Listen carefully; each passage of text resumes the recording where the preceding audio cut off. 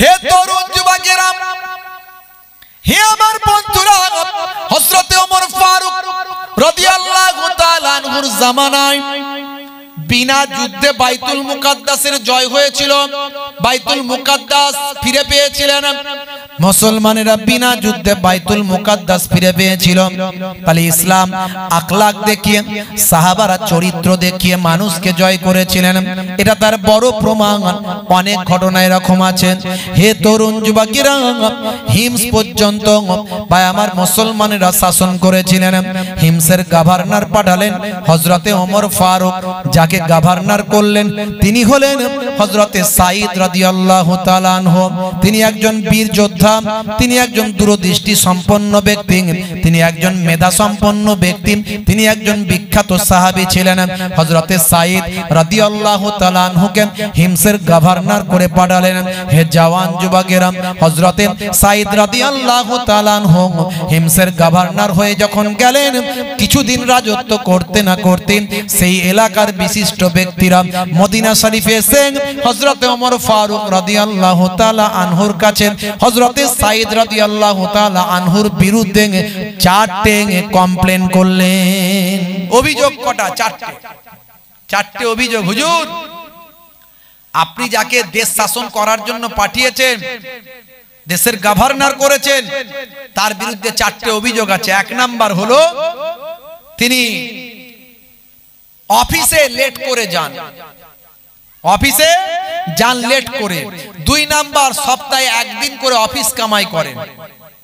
3 number, তার যে বাসা কোয়ার্টার, সেই কোয়ার্টারে মাগরিবের পরে সন্ধ্যার পরে কেউ কোনো অভিযোগ নিয়ে গেলে তিনি আর দরজা খোলেন না। 3 নাম্বার অভিযোগ। 4 নাম্বার অভিযোগ হলো মাঝে মাঝে গভর্নরের যে আসন, সিংহাসন, সেখানে বসে থাকেন, সেই সিংহাসন থেকে মাটিতে পড়ে গিয়ে অজ্ঞান হয়ে যায়। তো এই রকম লোকের দ্বারাই গভর্নর কি গভর্নরই চালানো যায়? দেশ শাসন করানো যায়? হুজুর আপনি বলুন। হযরতে ওমর ফারুক চিন্তিত হয়ে পড়লেন। এত বড় একজন শক্তিশালী বীর যোদ্ধা, মেধা সম্পন্ন, তীক্ষ্ণ বুদ্ধিধর একজন ব্যক্তিকে গভর্নর করে পাঠানো হলো, আর তার বিরুদ্ধে 4টে অবজেকশন এই মধ্যে পড়ে গেল। বন্ধুরা আমার, তরুণ যুবকেরা আমার, খুবই সংক্ষেপ করে বলবো। হে জওয়ান যুবকেরা, সেই সময় হযরত ওমর ফারুক রাদিয়াল্লাহু তাআলা আনহু হিমসের গভর্নর হযরতে সাঈদ রাদিয়াল্লাহু তাআলা আনহুকে তাড়াতাড়ি ডাক দিলেন, তাড়াতাড়ি খবর করলেন, যাও। হযরতে সাঈদ রাদিয়াল্লাহু তাআলা আনহু মদিনা শরীফে এলেন। মদিনা শরীফে মসজিদে নববী থেকে অর্ধ পৃথিবী তিনি শাসন করতেন হযরতে ওমর ফারুক রাদিয়াল্লাহু তাআলা আনহু অর্ধ পৃথিবীর শাসন কর্তা। ভাই আমার, হযরতে সাঈদ রাদিয়াল্লাহু তাআলা আনহু হিমসের গভর্নর, তিনি এসে হাজির হলেন। জিজ্ঞাসা করলেন, হযরতে ওমর ফারুক বললেন, বাবা সাঈদ, আপনার বিরুদ্ধে 4টে কমপ্লেন, 4টে অভিযোগ আপনার বিরুদ্ধে জমা হয়েছে। এই অভিযোগগুলো আপনি সঠিক উত্তর দিন। কেন এই অভিযোগগুলো আসলো, কারণটা একটু খুলে বলুন। তখন 4টে অভিযোগ শুনেন তিনি একটা একটা করে বলতে লাগলেন। ও আল্লাহর মাহবুব বান্দা, শুনে রেখে দেন। ও খলিফাতুল মুসলিমিন, আমিরুল মুমিনিন, শুনে রেখে দেন। আমার বিরুদ্ধে 1 নাম্বার অভিযোগ যেটা, সেটা হলো আমি অফিসে লেট করে যাই। এটা সত্য কথা, মাঝে মাঝে আমার লেট হয়। তার কারণ হলো সারাদিন আমি অফিসে থাকি, কিন্তু অফিসে যেতে মাঝে মাঝে লেট হয়। তার কারণটা হলো আমার বাড়িতে কাজ অনেক থাকে। আমার স্ত্রী হলেন একা মানুষ, সংসার একটু বড়, সকাল থেকে রান্না বান্না এটা ওটা বিভিন্ন কাজকর্মগুলো করতে হয়। আমি যদি কোনো কাজের মানুষ রাখি তাহলে রাজকোষের অর্থ দিতে হবে। তাই রাজকোষ থেকে কোনো অর্থ যাতে জনগণের ব্যয় না হয়, আমি কোনো কাজের মানুষ রাখি না। আমার স্ত্রীর সঙ্গে প্রয়োজনে সকালবেলা কাজেতে আমি একটু সহযোগিতা করি। এটা তো নবীর সুন্নত। আল্লাহর নবী স্ত্রীর সঙ্গে ছোট ছোট কাজগুলো বাড়িতে করতেন। স্ত্রীর সঙ্গে ছোট ছোট কাজগুলো বাড়িতে নবী করতেন।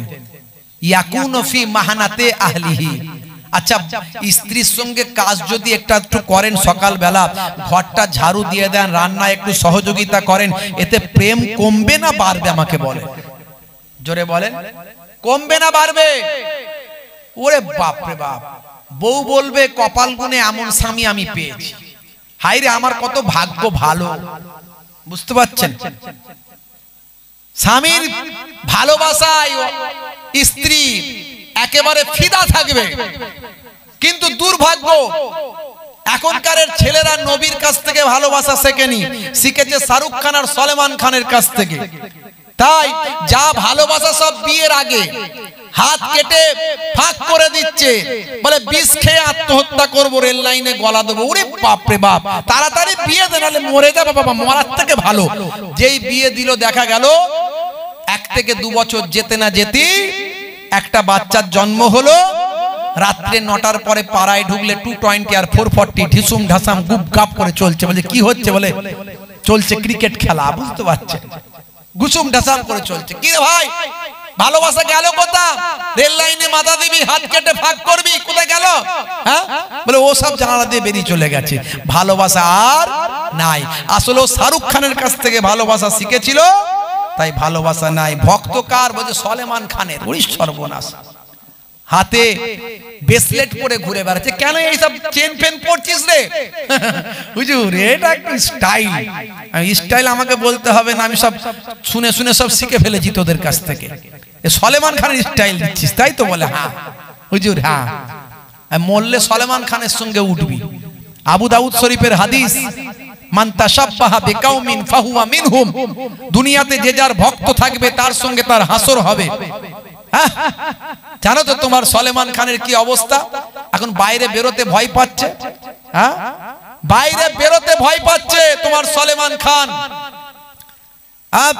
লরেন্স বিষ্ণুই একজন ভাই আমার বিখ্যাত ডন বেরিয়েছে, একটা ডন।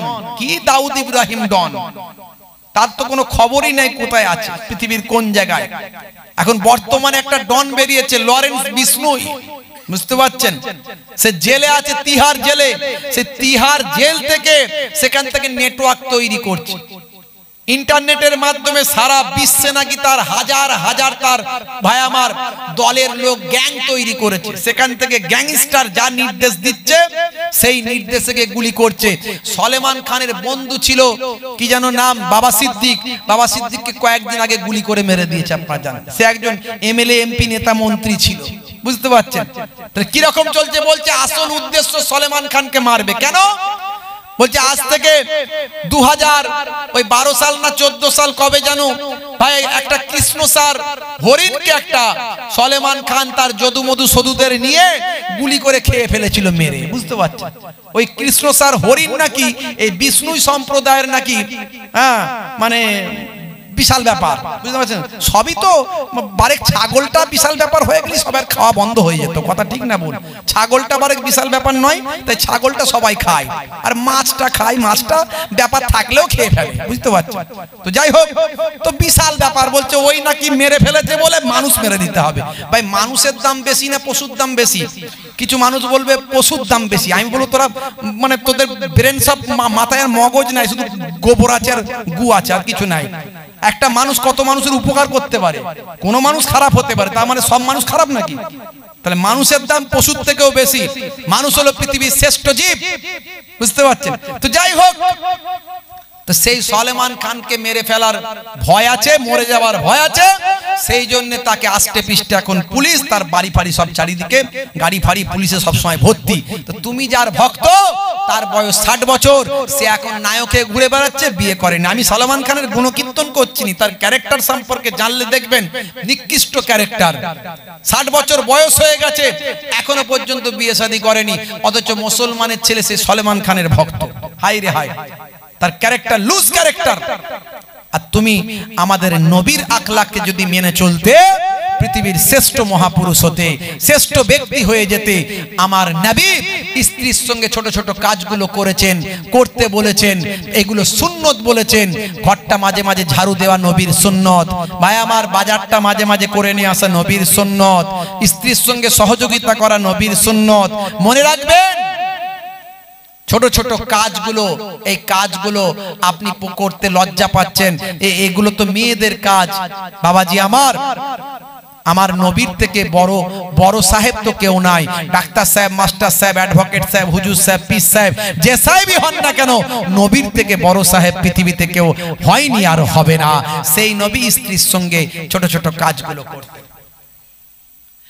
হে তরুণ যুবকেরা, হে আমার বন্ধুরা, হে আমার মুরব্বিয়ানেরা, শুনে রেখে দিন বাবা, জেনে রেখে দেন। হে মুসলমান, একটুখানি লক্ষ্য করুন। তরুণ যুবকেরা আমার, মুরব্বিয়ানেরা আমার, শুনে রেখে দিন, জেনে রেখে দেন। মুসলমান একটু লক্ষ্য করুন। কি শুনবেন? একটুখানি ছোট্ট করে বলে দিই, লম্বা চওড়া নয়। কষ্ট হচ্ছে আপনাদের? কষ্ট হচ্ছে? বাপেরা আমার, এই ইউটিউবার ভাই কথা বলবে না, বাইরে চলে যাবে, পরে বাইরে কথা বলো। বন্ধুরা আমার, তরুণ যুবকেরা আমার, হযরতে সাঈদ রাদিয়াল্লাহু তাআলা আনহু বলেন, ও খলিফাতুল মুসলিমিন, আমিরুল মুমিনিন, আমার বাড়িতে কোনো কাজের মহিলা নাই, কাজের মানুষ আমি রাখি না, কারণ জনগণের অর্থ থেকে তাকে মাইনে দিতে হবে। আমার নবীর সুন্নত হলো বাড়িতে স্ত্রীর সঙ্গে সহযোগিতা করা। তাই মাঝে মাঝে যেদিনে কাজের চাপ বেশি থাকে, সেদিনে আমার স্ত্রীর সঙ্গে কাজের সহযোগিতা করতে গিয়ে সময়টা চলে যায়, এই জন্য একটু দেরি হয়ে যায়। কিন্তু একদিকে যেমন দেরিতে অফিসে পৌঁছাই, অপরদিকে বেশি সময় আমি দিয়ে দিই। যদি এটা আমার জন্য অপরাধ হয়, তাহলে আমার অপরাধ বলে গণ্য করবেন। হযরত ওমর ফারুক বললেন, না না, ঠিক আছে, তুমি নবীর সুন্নতকে অনুসরণ করছো, স্ত্রীর সঙ্গে সহযোগিতা করতে গিয়ে একটু লেট হয়ে যায়, এটা কোনো অপরাধ নয়, অন্যদিকে সময় দিয়ে দিচ্ছ, বাস, এতেই ঠিক আছে, কোনো সমস্যা নাই, এটা তোমার জন্য কোনো সমস্যা নাই। আচ্ছা বলো, 2 নাম্বার কারণটা বলো, কেন সপ্তাহে একদিন করে অফিস কামাই করো? বলে হুজুর, সারা সপ্তাহ অফিসে ডিউটি দিই, সপ্তাহে একদিন করে কামাই করি, তার কারণ হলো বাড়িতে কাজ থাকে, পোশাক আশাক ধোয়াধুয়ি করি, আমার বেশি পোশাক নাই, বেশি পোশাক আশাক আমি তৈরি করে নি, আমি কয়েকটা মাত্র পোশাক ব্যবহার করি। জুম্মার দিন আছে, নামাজ পড়তে হয়, জুম্মায় যাই, বিভিন্ন রকম কাজ করতে হয়, বাড়ির কাজ থাকে বলে সপ্তাহে একদিন করে কামাই করি। এটা যদি আমার জন্য দোষ মনে করেন, তাহলে মাথা পেতে মেনে নেব। হযরত ওমর ফারুক হুজুর বললেন, না, 6 দিন তুমি কাজ করো, একদিন অফিস কামাই করো, এটা দোষের নয়। 3 নাম্বার কারণ তুমি বলো, তুমি 3 নাম্বার কারণটা বলো। মাগরিবের পরে যদি কেউ তোমার বাসায় যায়, কেউ তোমার যদি হুজরায় যায়, কেউ তোমার যদি বাংলোয় যায়, তুমি দরজা খোলো না, কারণটা কি? বলে হুজুর, সারা দিন জনগণের জন্য সেবা দিই, আর মাগরিব থেকে আমি আমার সন্তানের জন্য সেবা দিই। আল্লাহর নবী বলেছেন, আল্লাহর নবী জানিয়ে দেন, বাচ্চাদের শিক্ষার ব্যাপারে নবী জানিয়ে দিয়েছেন, আল্লাহর নবী বলেছেন, তালাবুল ইলমি ফারিদাতুন আলা কুল্লি মুসলিমিনা মুসলিমাত, প্রত্যেকটা মুসলমান নরনারীর জন্য ইলম শিক্ষা করা ফরজ। উতলুবুল ইলমা মিনাল মাহাদ ইলাল লাহাদ, মায়ের কোল থেকে মৃত্যুর কোল পর্যন্ত ইলম শিক্ষা করতে থাকো, শিক্ষার কোনো শেষ নাই। আমি আমার সন্তানদেরকে একটু শিক্ষা দিন। আমার আল্লাহ তাআলা কোরআন মাজিদে বলে দিয়েছেন, ইকরা, পড়ো, সেই পড়ার প্রতি একটু জোর দিন। আল্লাহর কোরআন আর রাসূলের হাদিসের জ্ঞানটা যাতে একটু দেওয়া যায়, এই জন্য মাগরিবের পর থেকে দিন।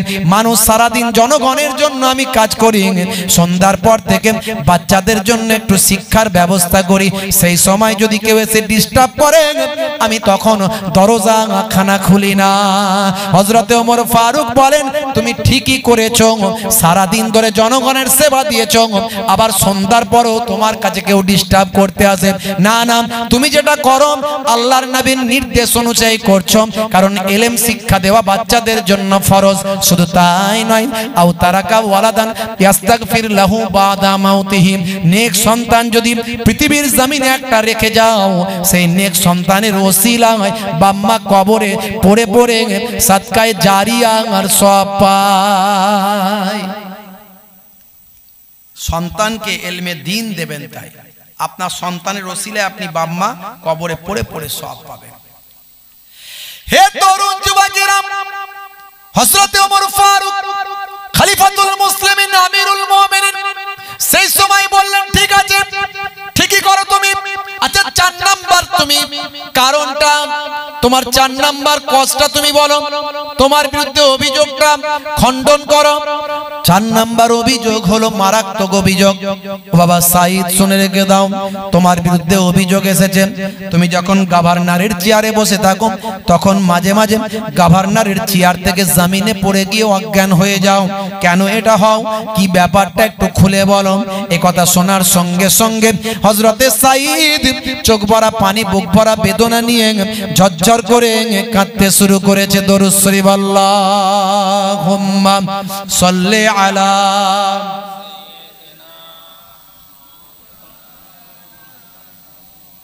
এই খেয়েছে রে, সব নাশ করেছে। আমি প্রথমেই বললাম ওই জন্য, তাহলে এখন কি করে হবে? তাহলে আল্লাহুম্মা সাল্লি আলা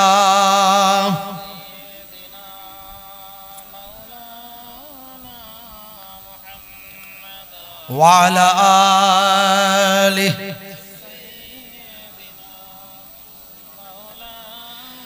হে জওয়ান যুবকেরা, খুবই সংক্ষেপ করে বলি, ছোট করে বলি, বাদ দিয়ে এমন সময় দেখতে পাওয়া যায় হযরতে সাইদ রাদিয়াল্লাহু তাআলা আনহু চোখ ভরা পানি, বুক ভরা বেদনা নিয়ে বলেন, হুজুর কেন অজ্ঞান হয়ে যায়, কেন জমিন থেকে পড়ে যায়, কিভাবে হয়? আমি কিছু জানি না, আমি কিছু বুঝতে পারি না, শুধু এটুকুই জানি আমার একটা পূর্বের ঘটনা মনে পড়ে যায়। সে সময় আমি ঈমানদার ছিলাম না, বিশ্ব নবীর সাহাবী ছিলাম না, দয়ার নবীর শিষ্য ছিলাম না। তখন আমি কুফফারদের নেতা ছিলাম, সরদার ছিলাম। দয়ার নবীর শিষ্যদের সঙ্গে আমাদের একটা লড়াই হয়েছিল। সেই লড়াইয়ে আমি কয়েকজন দয়ার নবীর শিষ্যদের, সাহাবীদের বন্দী করেছিলাম। তার মধ্যে একজন সাহাবী ছিলেন, তার নাম হলো হযরতে খুবাইব রাদিয়াল্লাহু তাআলা আনহু। সেই হযরতে খুবাইবকে আমি বন্দী করেছিলাম। আমি জেলখানার বন্দী ঘরেতে তাকে রেখেছিলাম। আমার উপর দায়িত্ব ছিল তাকে নবী ভুলিয়ে দেওয়া, আমার উপর দায়িত্ব ছিল তাকে আল্লাহ ভুলিয়ে দেওয়া। এই লড়াইটা আমাদের এই জন্যই হয়েছিল, তাদের সঙ্গে, ইসলামের সঙ্গে বেঈমানদের এই লড়াইটা হয়েছিল।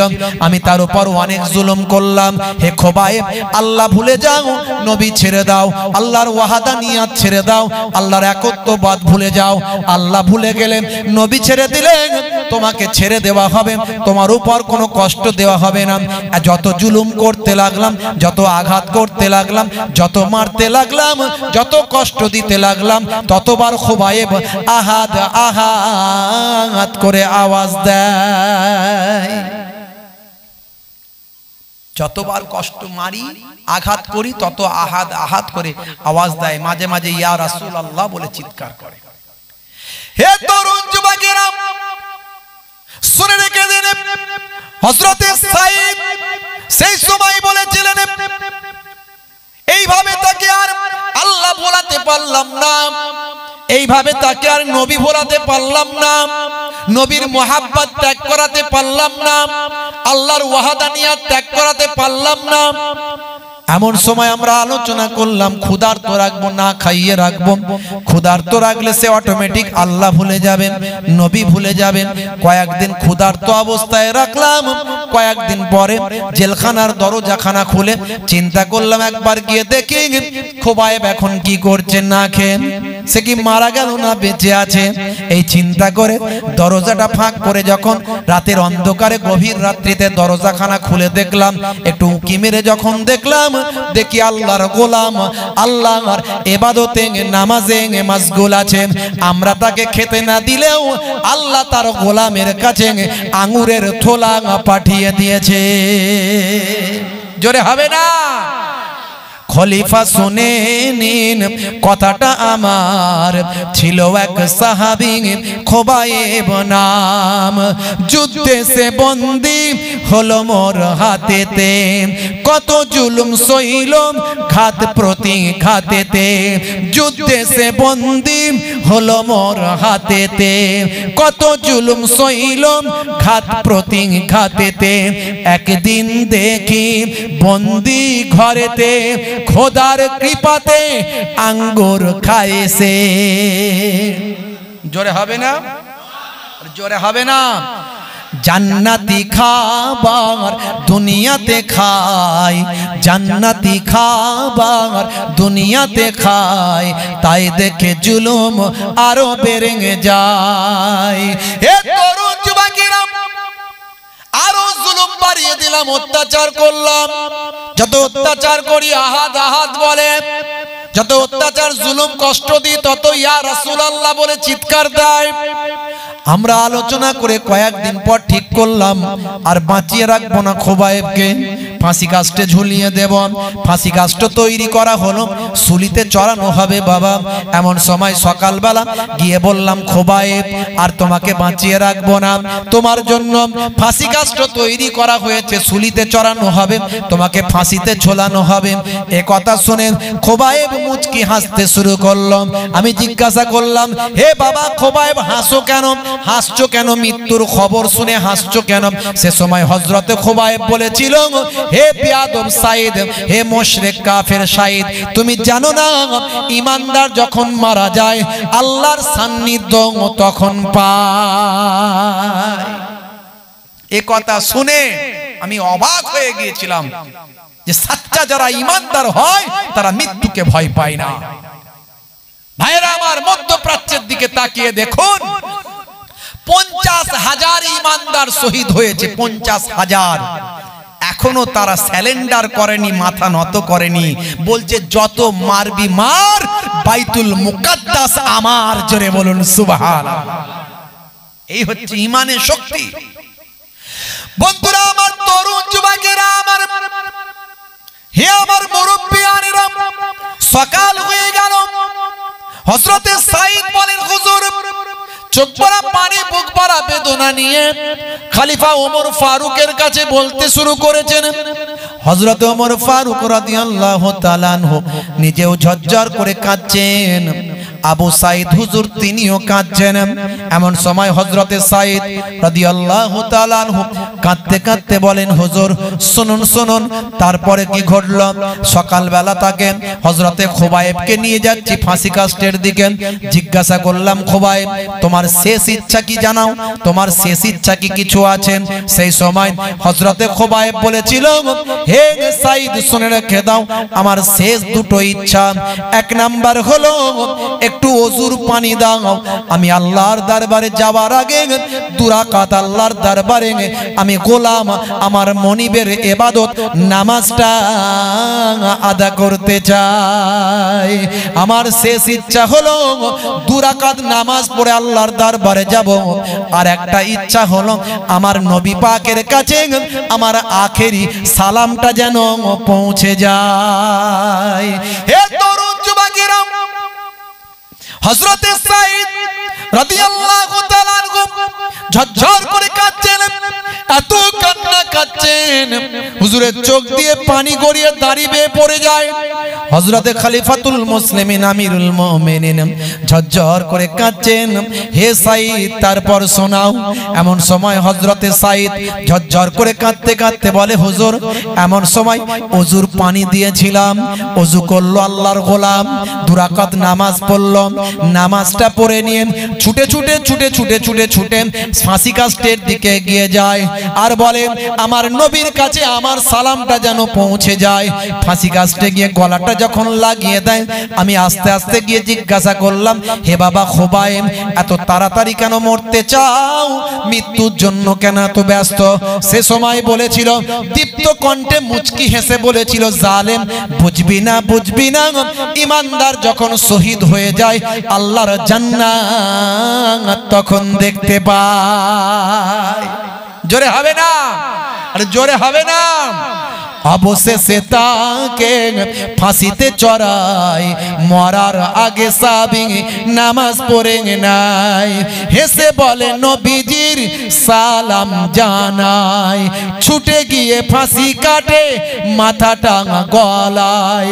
হেসে বলে নবীজির সালাম জানাই, ছুটে গিয়ে ফাঁসি কাটে মাথাটা গলায়। মোরা তখন জিজ্ঞাসিলাম, কেন ছোট ভাই? সে বলে, জান্নাত দেখিতে যে পায়। জোরে হবে না? জোরে হবে না? হযরতে ওমর ফারুক ঝরঝর করে কেঁদে কেঁদে বলেছিলেন, সাঈদ সেদিনের কথা মনে পড়ে যায়? বলে, হ্যাঁ হুজুর, আমি আমার চেয়ারে বসেও মাঝে মাঝে আমার সেদিনের কথা মনে পড়ে যায়। সেদিনের কথা মনে পড়ে গেলে আমার চোখ দিয়ে ঝরঝর করে পানি গড়ায়। আমি কাঁদতে কাঁদতে কখন যে বেহুশ হয়ে জমিনে পড়ে যায় আমি নিজে জানি না। আল্লাহর মাহবুব বান্দা খলিফাতুল মুসলিমিন আমিরুল মুমিনিন সে সময় বললেন, সাঈদ সেদিন তুমি ছিলে কুফফারদের লিডার, আজ তুমি হলে ঈমানদারদের গভর্নর। সেদিন তুমি ছিলে বেঈমান, আজ তুমি হলে নবীর সাহাবী। হে সাঈদ শুনে রেখে দাও, হে সাঈদ শুনে রেখে দাও, ইন্নাল ইসলাম ইয়াহদিমু মা কানা ক্বাবলাহু ওয়া ইন্নাল হিজরাতা তাহদিমু মা কানা ক্বাবলাহা ওয়া ইন্নাল হজ্জা ইয়াহদিমু মা কানা ক্বাবলাহু। ইসলাম मिटा देता है अगले गुनाहों को, हज मिटा देता है अगले गुनाहों को, और हिजरत मिटा देता है अगले गुनाहों को। हे साईद সেদিনের কথা আর মনে করো না, এখন তুমি নবীর শিষ্য, সেদিনের কথা ভুলে যাও। আমার আল্লাহ তোমার পূর্বের গুনাহগুলোকে মাফ করে দিয়েছে।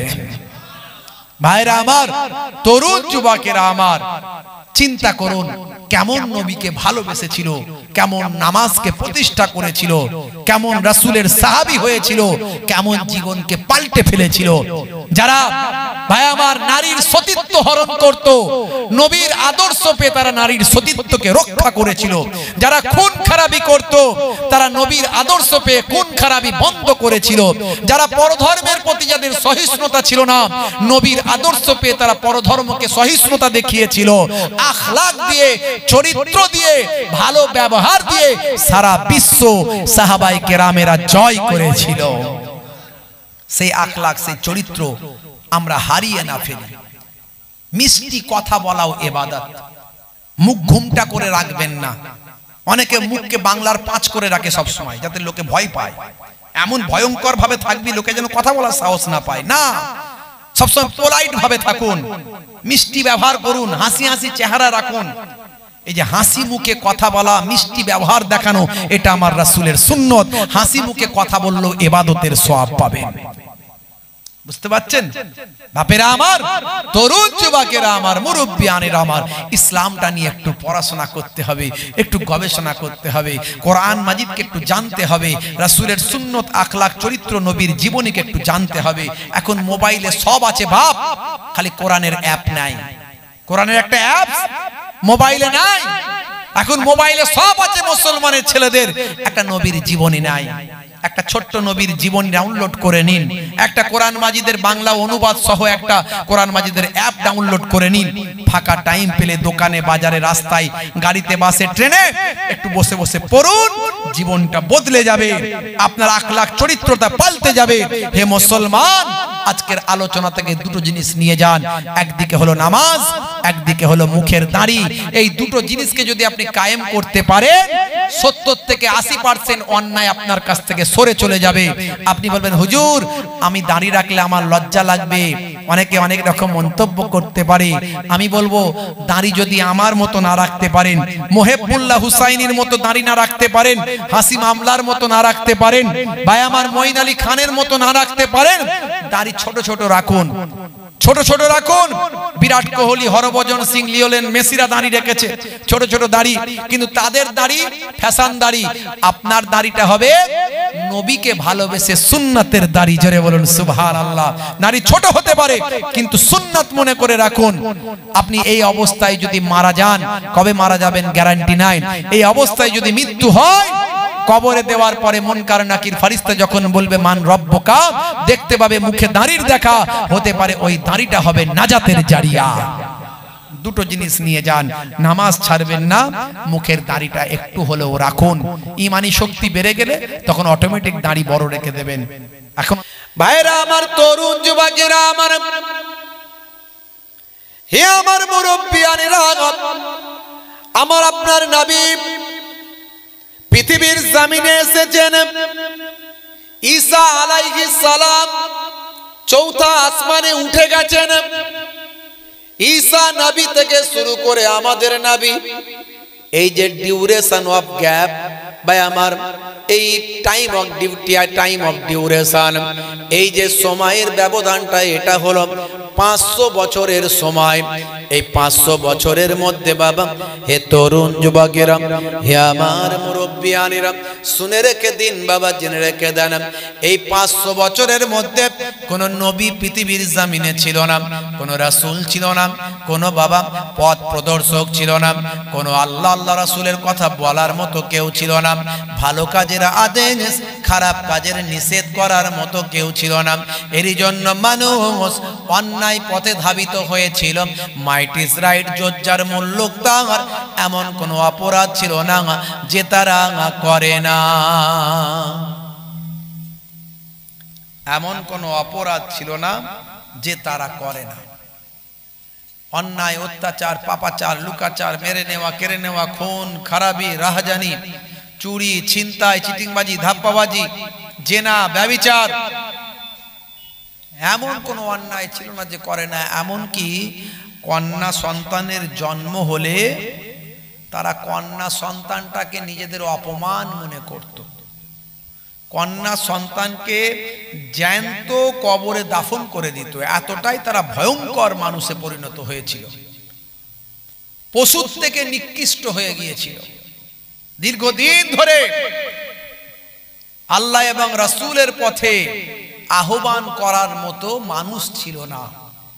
এরই জন্য তারা নিজেদের রচিত আইন তৈরি করে নিয়েছিল, নিজেদের স্টাইলে তারা জীবন যাপন করছিল। হে তরুণ যুবকেরা, এটাকে বলা হয় আইয়ামে জাহিলিয়াতের যুগ, অন্ধকারাচ্ছন্ন যুগ, কুসংস্কারাচ্ছন্ন যুগ। হে তরুণ যুবকেরা, এমন কোনো অপরাধ ছিল না যে তারা করে না।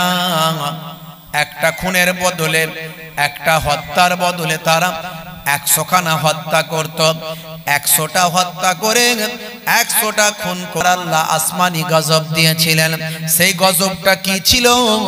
দীর্ঘদিন ধরে আকাশ থেকে আমার আল্লাহ রহমতের পানিটা বর্ষণ করে নাই। দীর্ঘদিন ধরে আমার আল্লাহ রহমতের পানি আকাশ থেকে দেননি। এর ফলে কি হলো? আরবের মাটি খরা হয়ে গেল, জমিন টুকরো টুকরো হয়ে গেল, গাছপালাগুলো সব হলুদ হয়ে গেল, পশু পাখিগুলো সব পানির জন্য হাহাকার করতে লাগলো, মানুষগুলো পিপাসায় পানির জন্য কলিজা ফেটে যেতে লাগলো, অস্থির হয়ে পড়ল। হে তরুণ যুবকেরা, খাদ্যের অভাব দেখা দিল, মানুষের মধ্যে অনাহার, পাপায় আমার অনাহার দেখা দিল, খরা দেখা দিল। ভাইরা আমার, তরুণ যুবকেরা আমার, দুর্ভিক্ষ আরবের মানুষকে গ্রাস করে নিল।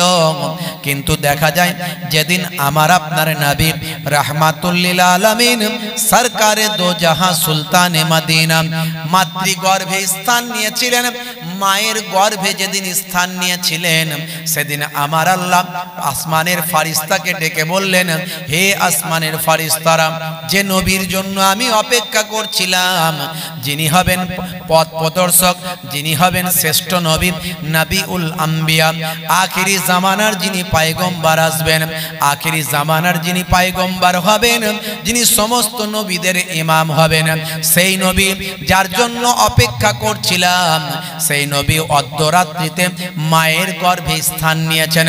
সেই নবীর আগমনে আমি আল্লাহ খুশি হলাম। হে আকাশবাসী, তোমরা খুশি হয়ে যাও। জমিনবাসীকে খুশি করার জন্য দীর্ঘদিন ধরে রহমতের দরজায় তালা মেরেছিলাম, আমি আল্লাহ অর্ডার দিলাম, রহমতের দরজার তালা খুলে দাও। এই ইকোটিকোগুলো বন্ধ করে দাও না, এমনি নরমাল করে দাও, নরমাল। হ্যাঁ, মানুষ বুঝতে অসুবিধা হচ্ছে, ঠিক আছে। ভাইরা আমার, তরুণ যুবকেরা আমার, রহমতের দরজায় তালা খুলে দাও। রহমতের দরজায় তালা খুলে দেওয়া হলো। আকাশ থেকে অফুরন্ত পানি, রহমতের পানি পৃথিবীর জমিনে আসতে লাগলো। সারা বছর ধরে রহমতের পানি আকাশ থেকে বর্ষণ হলো। হে তরুণ যুবকেরা, মানুষ পানি পেয়ে আনন্দিত হয়ে গেল, গাছপালাগুলো সবুজ হলো, পশু পাখিগুলো পানি পেয়ে আনন্দিত হলো। সেই বছরের নামটা আরবের মানুষ দিল সানাতুল ফাতহি ওয়াল ইবতিহাজ, জয় এবং আনন্দের বছর নামে সেই বছরের নাম অভিহিত করল। 12 রবিউল আউয়ালে রহমত ওয়ালা নবী এলো রে, সাফাআতের তাজ পরে জামিনে বরকত ওয়ালা নবী এলো রে। বলুন না সুবহানাল্লাহ, জোরে হবে না? 12 রবিউল আউয়ালে রহমত ওয়ালা নবী এলো রে, সাফাআতের তাজ পরে জামিনে বরকত ওয়ালা নবী এলো রে। এলো রে ভাই এলো রে, এলো রে ভাই এলো রে, কাউসার কাউসার ওয়ালা নবী এলো রে। জোরে হবে না? ওই কুরাইশ বংশের ভিতরে মা আমিনার রেহেমে এলে তুমি নূর জেলে আব্দুল্লাহর ওই বাগানে। আরো জোরে হবে না? ওই কুরাইশ বংশের ভিতরে মা আমিনার রেহেমে এলে তুমি নূর জেলে আব্দুল্লাহর ওই বাগানে। ওই বাগানের ফুলকলি, ওই বাগানের ফুলকলি ফুটলো সারা ভুবনে। 12 রবিউল আউয়ালে রহমত ওয়ালা নবী এলো রে, সাফাআতের তাজ পরে জামিনে বরকত ওয়ালা নবী এলো রে। এলো রে ভাই এলো রে, এলো রে ভাই এলো রে, কাউসার কাউসার ওয়ালা নবী এলো রে। জোরে হবে না? আর জোরে হবে না? ওই রাত বলে ও গো প্রভু দাও না আমার মাঝেতে, দিন বলে ও গো প্রভু দাও না আমার বুকেতে। আর জোরে হবে না? ওই রাত বলে ও গো প্রভু দাও না আমার মাঝেতে, দিন বলে ও গো প্রভু দাও না আমার বুকেতে। দিন ও রাতের মাঝেতে, দিন ও রাতের মাঝেতে এলেন নবী সুবহে সাদেকে। 12 রবিউল আউয়ালে রহমত ওয়ালা নবী এলো রে, সাফাআতের তাজ পরে জামিনে বরকত ওয়ালা নবী এলো রে। এলো রে ভাই এলো রে, এলো রে ভাই এলো রে, কাউসার কাউসার ওয়ালা নবী এলো রে। জোরে হবে না? আর জোরে হবে না? ওই আকাশ বাতাস চন্দ্র তারা খুশিতে তারা মেতেছে, আসমানের হুর ফারিস তারা দেখার তরে উকি মেরেছে। আকাশ বাতাস সবাই খুশি, নবী এসেছে। চাঁদ তারা সূর্য সবাই খুশি, দাদা আব্দুল মুত্তালিব খুশি, আরববাসী খুশি, আমার আল্লাহ স্বয়ং খুশি, ফারিস্তারাও খুশি, সকলে খুশি। খুশি হয় না কে? জোরে বলেন, খুশি হয় না কে? একমাত্র ইবলিস শয়তান খুশি নয়। আর বর্তমান সময়ে ওয়াজ শুনবেন, নবীর নিয়ে ওয়াজ করতে করতে বলছেন ঈদে মিলাদুন নবীতে এত খুশি হওয়ার কি আছে? ঈদে মিলাদুন নবী হারাম, নবীর আগমনে আনন্দ করার দরকার নাই, কিছু বক্তা কিছু মৌলবী বলছে। বোঝা যাচ্ছে ইবলিস শয়তান তো একা খুশি ছিল না এতদিন, এখন তার চাস্তো ভাই ফুফুতো ভাই তৈরি করে দিয়েছে। কথা ঠিক না ভুল? আচ্ছা, ঈদে মিলাদুন নবী মানে কি? বলছে ঈদে মিলাদুন নবী হারাম হ্যায়। ওই একটা বক্তা বেরিয়েছে না, তো আগে ডাব ফাপ পেরে করে খেত, চুরি চামারি করে, হ্যাঁ, কোথায় মাছ চুরি করে খেত, ডাব চুরি করে খেত, বিরাট ভালো কাজ করতো, বুঝতে পারতেন? সে আবার এখন বলছে ঈদে মিলাদুন নবী হারাম, বুঝতে পারছেন? হ্যাঁ, আখিরি জামানায়। আর একটা বক্তা, সে রাজমিস্ত্রি ছিল, তো এখন বক্তা হয়ে গেছে, ইউটিউব দেখে দেখে সেও এরকম ফতোয়া দিচ্ছে, সব করা করা ফতোয়া, বুঝতে পারছেন? ফতোয়া শেষ নাই।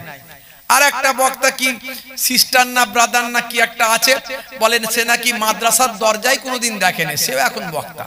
সে বলে আমি হাই স্কুলে পড়েছি, তো হাই স্কুল থেকে পড়ে এখন বিরাট বড় হুজুর হয়ে গেছে, খালি ফতোয়া দিচ্ছে, মানে এটা হারাম, ওটা নাজায়েজ, ওটা বেদাত, ওটা চলবে না।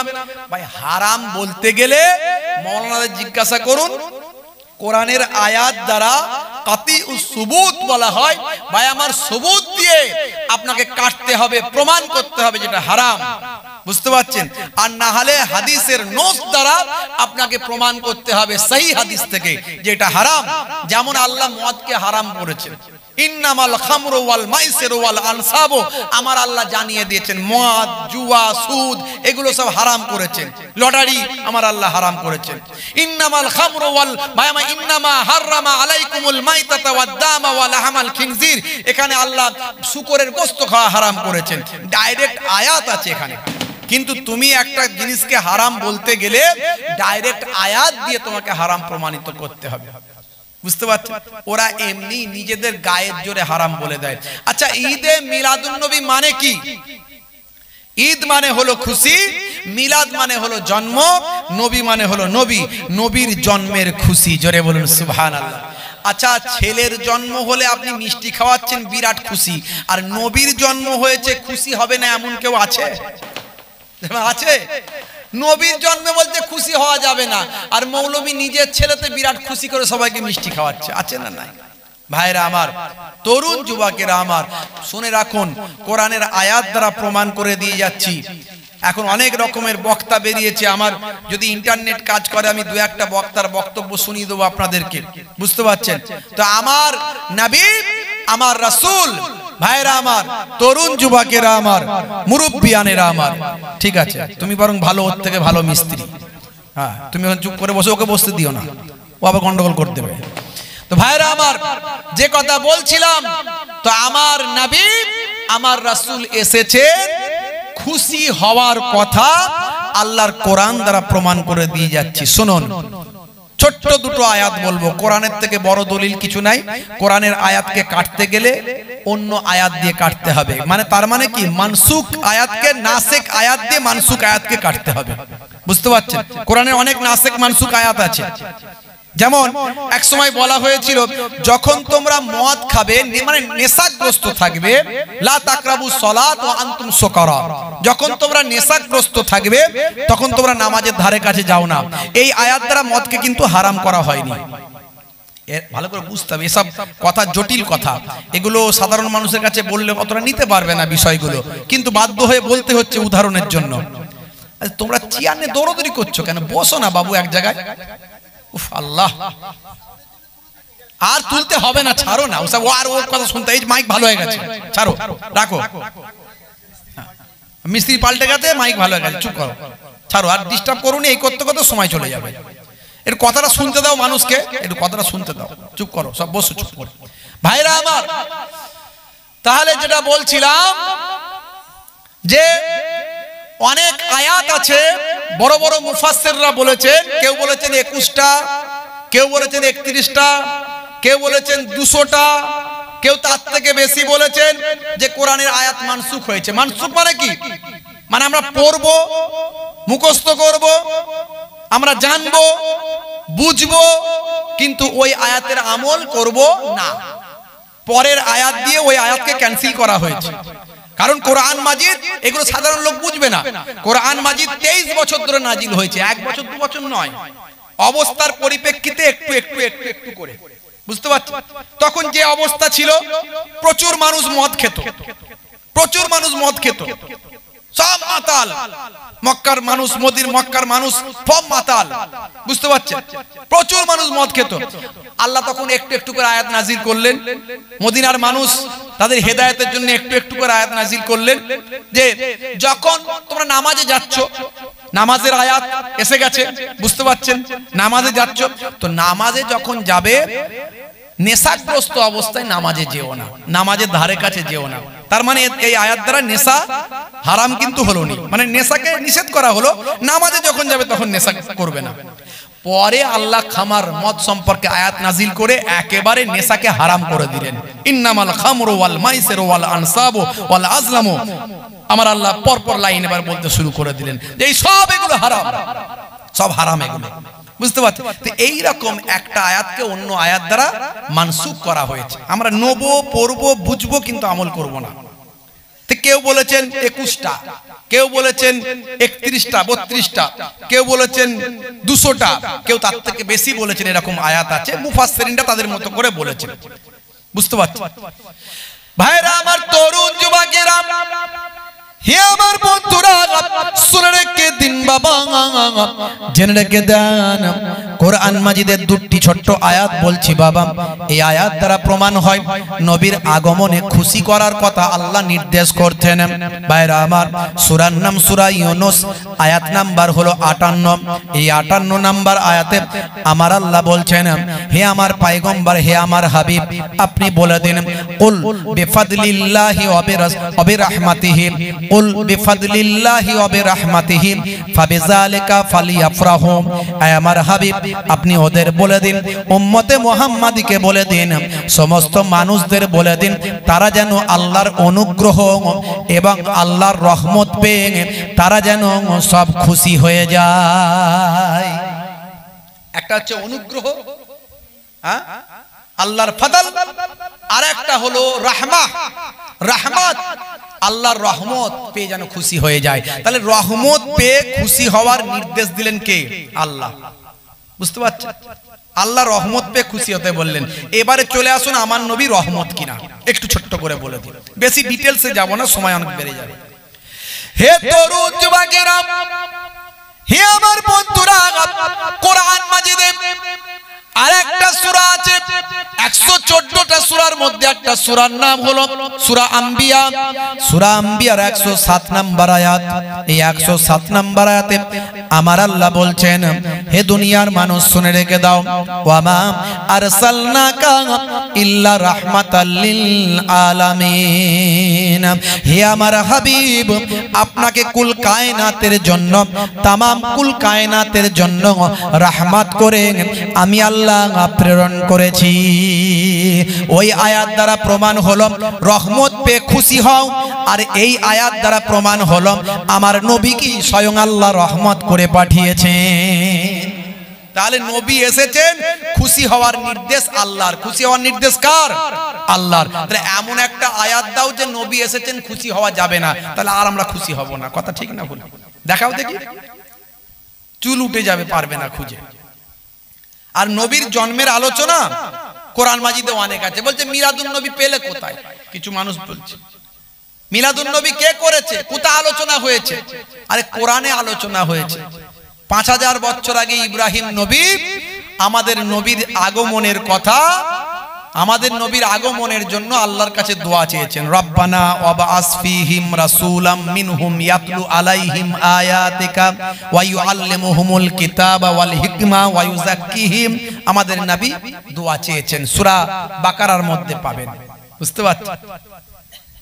হে আমার হাবিব, হে আমার নবী, আমার দয়ার নবীর জন্য আমাদের ইব্রাহিম নবী জাতির পিতা আল্লাহকে বলছেন, রব্বানা, হে আমার রব, ওয়াবআস ফীহিম, তাদের মধ্যে থেকে পাঠান, রাসূলাম মিনহুম, তাদের মধ্যে থেকে একজন রাসূল, ইয়াতলু আলাইহিম আয়াতিকা, যিনি আপনার আয়াতকে তেলাওয়াত করবেন, ওয়া ইউআল্লিমুহুমুল কিতাবা, এবং কিতাবের তালিম দেবেন, হ্যাঁ, ওয়াল হিকমা, এবং প্রজ্ঞাদান করবেন, ওয়া ইউযাক্কিহিম, যাতে করে তারা পরিশুদ্ধ হয়ে যায়। জোরে বলুন সুবহানাল্লাহ। তাহলে আমাদের নবী, নবী পাক বলেন যে ইব্রাহিম নবী যে নবীর জন্য দোয়া চেয়েছেন, যে নবীর জন্মের কথা আলোচনা করেছেন, আমি সেই নবী। জোরে বলুন সুবহানাল্লাহ। তাহলে নবীর জন্মের কথা কোরআনে আছে। আরো ক্লিয়ার আছে সূরা সাফ আয়াত নাম্বার 6 আপনি খুলুন পেয়ে যাবেন।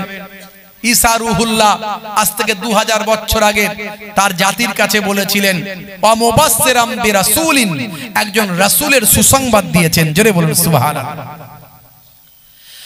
হে তরুণ যুবকেরা, হযরত ঈসা রুহুল্লাহ আজ থেকে 2000 বছর আগে তার সম্প্রদায়ের কাছে একজন রাসূলের সুসংবাদ দিয়েছেন, দিয়ে বলেছেন হে আমার সম্প্রদায় শুনে রেখে দাও, ইয়াতি মিন বাদ ইসমুহু আহমদ, আমার পরে একজন নবী আসবেন যার নাম হবে আহমদ। জোরে হবে না? তাহলে কোরআনে আমার নবীর জন্মের কথা, আগমনের কথা আছে না নাই? আছে। এরা বলছে নবীর জন্মের কথা পেলে কোথা? কোরআন থেকে পেয়েছি। তারপরে তো হাদিসে আছে, আর অনেক জায়গায় আছে। বলছে জন্মদিন পালন করো কেন? জন্মদিন তো ইহুদি নাসারারা পালন করে। আচ্ছা, ইহুদি নাসারারা জন্মদিন পালন করে আগরবাতি মোমবাতি জ্বালিয়ে কেক টেক কেটে happy birthday to you, happy birthday to you. আচ্ছা, আমরা নবীর জন্মদিন পালন করি কেক টেক সামনে রেখে হ্যাপি বার্থডে ও নবী, হ্যাপি বার্থডে ও নবী, এরকম করি নাকি? তাহলে ওরা বলছে তোমরা ইহুদি নাসারারা জন্মদিন পালন করো, তোমরা করছো।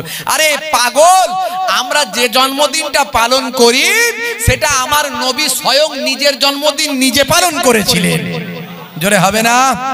হাদিস পাক খোলো পেয়ে যাবে। আমার নবী সোমবারের দিন রোজা রাখতেন, সোমবার রোজা রাখতেন। সাহাবীরা জিজ্ঞাসা করলেন ইয়া রাসূলুল্লাহ আপনি সোমবার রোজা রাখেন কেন? আল্লাহর নবী বলেন জানো না সোমবারের দিন আমার জন্ম, তাই আমি রোজা রাখি। জোরে হবে না? তাহলে সেই নবীর জন্মদিনকে লক্ষ্য রেখে আমরা রোজা রাখি, আমরা মিলাদ করি, আমরা মানুষকে খাওয়াই, আমরা সাদকা করি, আমরা নিজেরা খাই, আমরা ঘর সাজাই, আমরা গ্রাম সাজাই, আমরা মানুষের মধ্যে ইসলামের দাওয়াত দিই, বাচ্চারা তেলাওয়াত করে, নাত পড়ে, সবাই খুশি হয়ে যায়। জোরে বলুন সুবহানাল্লাহ। ভাই, দাদা হুজুর কেবলা ছোটখাটো আলেম ছিলেন না। দাদা হুজুর কেবলা যা দেখিয়ে গেছে, হ্যাঁ, এই মোবাইল দেখে দেখে কিছু বক্তা বেরিয়েছে আর তার কিছু শ্রোতাও বেরিয়েছে। দাদা হুজুর কেবলা ছোটখাটো আলেম ছিলেন না, শুনে রেখে দেন। জি হ্যাঁ, এখনকার বক্তারা আলেমরা 6টা হাদিসের সনদ পে তারা বক্তা, বুখারী মুসলিম তিরমিজি আবু দাউদ নাসাই ইবনে মাজাহ। আর দাদা হুজুর পীর কেবলা রহমাতুল্লাহ আলাইহি 6টা হাদিস তো সনদ পেয়েছিলেন, তার সঙ্গে মদিনা শরীফ থেকে আরো 40টা হাদিস খতম করে তার সনদ নিয়ে ভারতবর্ষে এসেছিলেন। জোরে হবে না? এমনি বসিরহাটের আল্লামা হুজুর দাদা হুজুরের কাছে গিয়ে বায়াত হয়নি। বসিরহাটের আল্লামা হুজুর তৎকালীন যুগের পশ্চিমবঙ্গের টপ স্টুডেন্ট। আলিয়া মাদ্রাসায় বসিরহাট হুজুরের থেকে ভালো স্টুডেন্ট আর কেউ নাই, পড়াশোনায় ভালো আর কেউ নাই, ফার্স্ট আর কেউ হতে পারে না। যতদিন পড়েছে বসিরহাট আল্লামা হুজুর ফার্স্ট। সেই মানুষটা বুঝেছিলেন যে আমি এলমে জাহিরি শিখেছি, এলমে বাতিনি শিখতে হবে, তাই আমাকে একজন আল্লাহর ওলি বান্দার সোহবতে বসতে হবে। খুঁজে খুঁজে ফুরফুরার পীর মুজাদ্দিদুজ জামান পীর আবু বকর সিদ্দিক রাহমাতুল্লাহ দাদা হুজুর কেবলার কাছে গিয়ে হাজির হলেন। বুঝতে পারছেন? অত সহজ নয়। তাহলে আমার নবী এসেছেন, সবাই খুশি। ওই আকাশ বাতাস চন্দ্র তারা খুশিতে তারা মেতেছে, আসমানের হুর ফারিস তারা দেখার তরে উকি মেরেছে।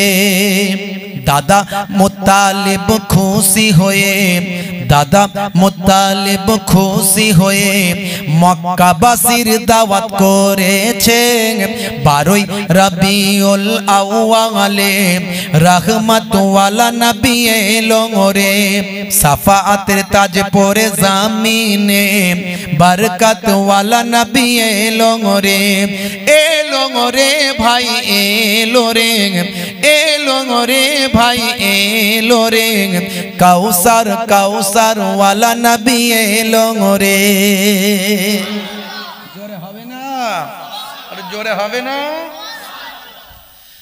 হে তরুণ যুবকেরা, হে আমার বন্ধুরা, হে আমার মুরব্বিয়ানেরা, আমার নবী দুটো জিনিস নিয়ে এলেন। কটা জিনিস? দুটো জিনিস। কি কি? প্রথমেই বলেছি প্রত্যেকটা নবী, প্রত্যেকটা রাসূল, প্রত্যেকটা ওলি, প্রত্যেকটা আলেমে হাক্কানি যারা, তারা দুটো জিনিস নিয়ে প্রচার করছেন। কি দুটো জিনিস? প্রথমেই বলেছি একটা হলো ওয়াবুদুল্লাহ, তোমরা আল্লাহর ইবাদত করো। দুই নাম্বার হলো ওয়ালা ইউশরিক বিল্লাহ, আল্লাহর সঙ্গে শিরক করো না। তার মানে আল্লাহ হলেন এক, আল্লাহর উপর ঈমান আনো। লা শারীকা লাহু, তার কোনো শরীক নাই, সেই আল্লাহ ইজ ওয়ান। হে তরুণ যুবকেরা, তার মানে ঈমানকে মজবুত করো, অর্থাৎ ঈমানদার হয়ে যাও। যেখানে শিরক হয় সেখানে যেও না, শিরকের গন্ধ যেখানে আছে সেখানে যেও না। শিরকে যারা অংশগ্রহণ করেছে সেখানে গিয়ে তাদের সাপোর্ট করো না। কোনো দ্বন্দ্ব নাই, কোনো ঝগড়া নাই, তুমি তোমারটা করো, আমি আমারটা করি। তোমার সঙ্গে জোর জবরদস্তি কোনো কিছু নাই। ইসলামে কোনো জোর জবরদস্তি নাই। লা ইকরাহ ফিদ্দিন, ধর্মে কোনো জবরদস্তি নাই। হে তরুণ যুবকেরা আমার, হে আমার বন্ধুরা, শুনে রেখে দিন, জেনে রেখে দিন, হে মুসলমান, শিরকের সঙ্গে সামান্য টাচ থাকলেও আপনি মুশরিকের খাতায় নামটা উঠে যাবে। অর্থাৎ আল্লাহর জায়গায় অন্য কাউকে সামান্য হলেও বসানো যাবে না। মনে রাখবেন এর নাম হলো শিরক। এই শিরক থেকে বাঁচতে হবে, তার মানে ঈমানকে মজবুত করতে হবে। শুধু আল্লাহ নয়, আল্লাহকে এক বলে বিশ্বাস, আল্লাহর সম্পর্কে ধারণা ঠিক রাখতে হবে।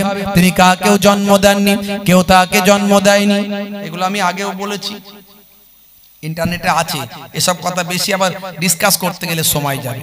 ফারিস্তাদের মানতে হবে, নবী রাসূলদের মানতে হবে, আসমানি কিতাবগুলোকে বিশ্বাস করতে হবে। এই না দেখে বিশ্বাস করার নামই তো ঈমান। আমরা তো আল্লাহকে দেখতে পাইনি, কিন্তু আল্লাহর কি, আমার আল্লাহর নিদর্শনকে দেখতে পাই। আল্লাহকে দেখতে পাইনি, আল্লাহর নিদর্শন দেখতে পাই। এ নিয়ে আমি ওয়াজ আমার করা আছে, শুনবেন। যে আল্লাহকে না দেখে বিশ্বাস করব কেন, বলে দিয়েছি।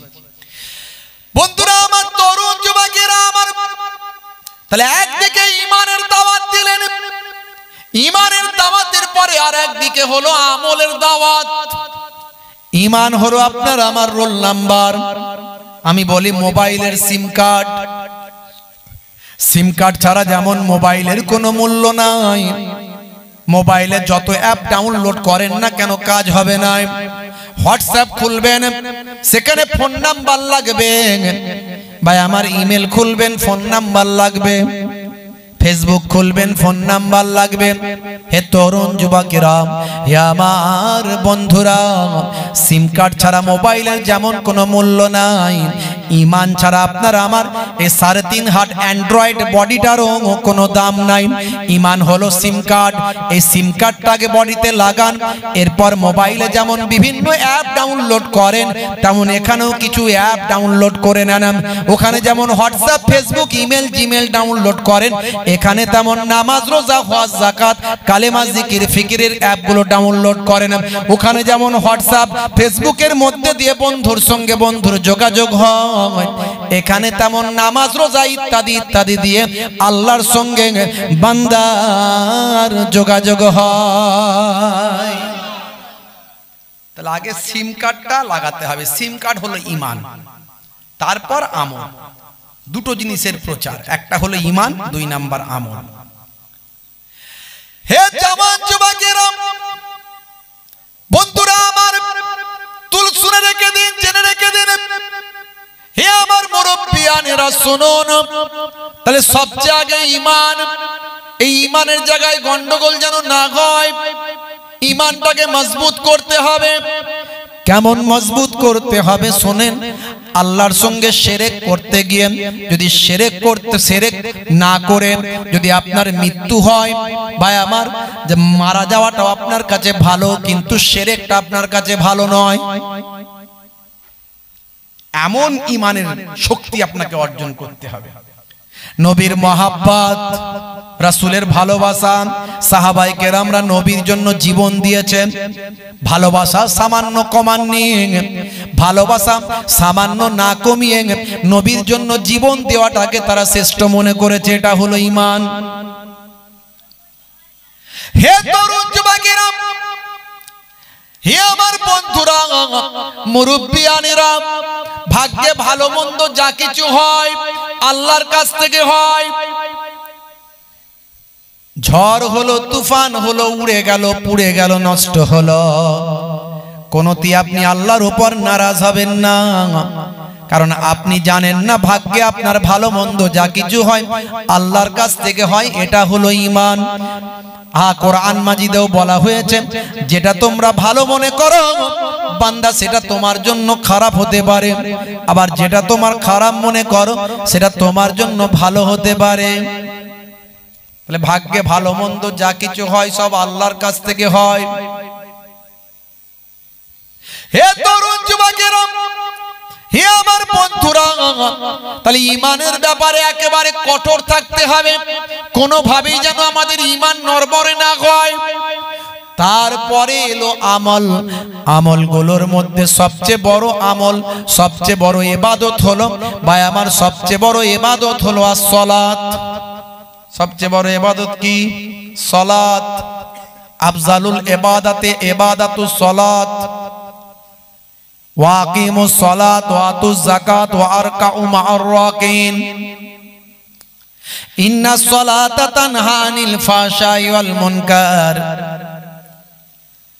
ভাইরা আমার, তরুণ যুবকেরা, মুরব্বিয়ানেরা শুনে রেখে দেন, কোরআন মাজিদে আল্লাহ 82 বার ডাইরেক্ট বলেছেন সালাত, সালাত, নামাজ, নামাজ। ইন্তেকালের আগে আমার আপনার নবীও দুটো কথা বলেছিলেন, তার মধ্যে একটা হলো নামাজ। as-salat as-salat as-salat ওয়া মা মালাকাত আইমানুকুম, তার মধ্যে একটা হলো সালাত, নামাজ। আচ্ছা, এতবার আল্লাহ নামাজের কথা বললেন, নামাজ পড়লে মনে হয় আল্লাহর খুব লাভ হবে নাকি বলেন দেখিনি? হাজি, নামাজ পড়লে আল্লাহর খুব লাভ হবে নাকি? আচ্ছা, যদি আমরা নামাজ ছেড়ে দিই আমার আল্লাহর কোনো ক্ষতি হবে? নামাজ से अल्लाह का कोई लेना देना है? जोरे बोलें, नामाज से अल्लाह का कोई लेना देना है? नहीं है। আমরা যদি নামাজ ছেড়ে দিই এতে আল্লাহর কোনো লোকসান হবে, ক্ষতি হবে? আর আমরা নামাজ পড়লে আল্লাহর কি বিরাট কিছু লাভ হয়ে যাবে? नामाज से अल्लाह का कोई लेना देना नहीं है, तो फिर इतना ताकीद क्यों? तो फिर इतना ताकीद क्यों? इसीलिए कि अल्लाह ने देखना चाहता है कौन वफादार है और कौन गद्दार है। अल्लाह ने देखना चाहता है कि कौन वफादार है और कौन गद्दार है। अज़ान के बाद जो कारोबार छोड़ के मस्जिद में जाए वो वफादार है। अज़ान के बाद जो दुकान छोड़ के मस्जिद में जाए वो वफादार है। अज़ान के बाद जो खेत छोड़ के मस्जिद में जाए वो वफादार है। अज़ान के बाद जो मार्केट छोड़ के मस्जिद में जाए वो वफादार है। अज़ान के बाद जो घर छोड़ के मस्जिद में जाए वो वफादार है। और जो ना जाए वो कौन है? समझ लीजिए, देश का गद्दारों में, देश का गद्दारों को देश में रहना नामुमकिन है, तो अल्लाह का गद्दारों को जन्नत में रहना कैसे मुमकिन है? देशेर गद्दारेरा देशे থাকতে পারে না, তাহলে আল্লাহর সঙ্গে গাদ্দারি করলে জান্নাতে কেমন করে থাকবেন? 95% মুসলমান 5 ওয়াক্ত নামাজ পড়ে না। রাগ করবেন না বাপ, একটু বোঝার চেষ্টা করা যাক। ওয়াজ মানে যদি পরিবর্তন হয়, পরিবর্তনের আলোচনা শোনা যাক। 1 ঘন্টার আলোচনাটা আমার নবী বলেছেন, আমার নানাজান ছোট হুজুর কেবলার কথা নয়, আমার দাদাজান মায়াপুর পিন্নগড়ি হুজুর কেবলার কথা নয়, আমার আব্বাজান হরিণখোলা হুজুর কেবলার কথা নয়। কথাটা হলো স্বয়ং দোজাহানের বাদশা দয়ার নবীর কথা। তাদারিসুল ইলম, ইলমের দার্স নাও ফিল লাইল, রাতের বেলা সাআতান 1 ঘন্টা।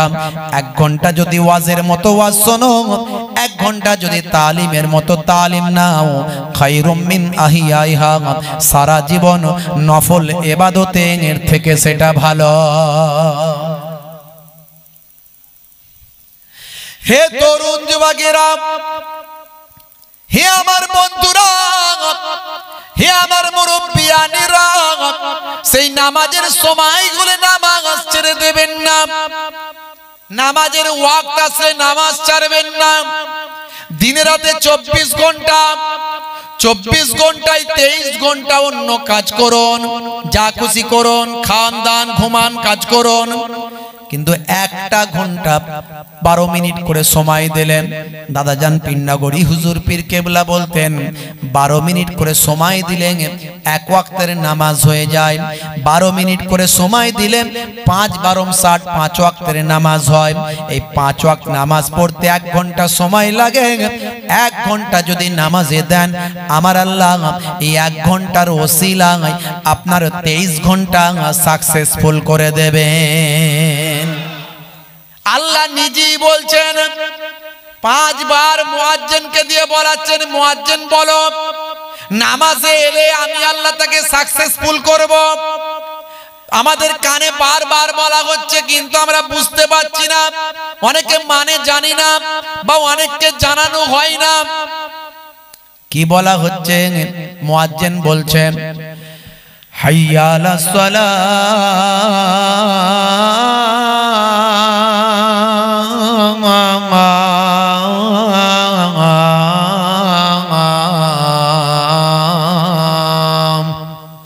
এসো নামাজের দিকে এসো। মানে কি? এসো নামাজের দিকে এসো। মুয়াজ্জিনকে আবার বলে দেয়া হচ্ছে, বলে দাও নামাজের দিকে এলে কি হবে। মুয়াজ্জিন আবার বলছে হাইয়া আলাল ফালাহ,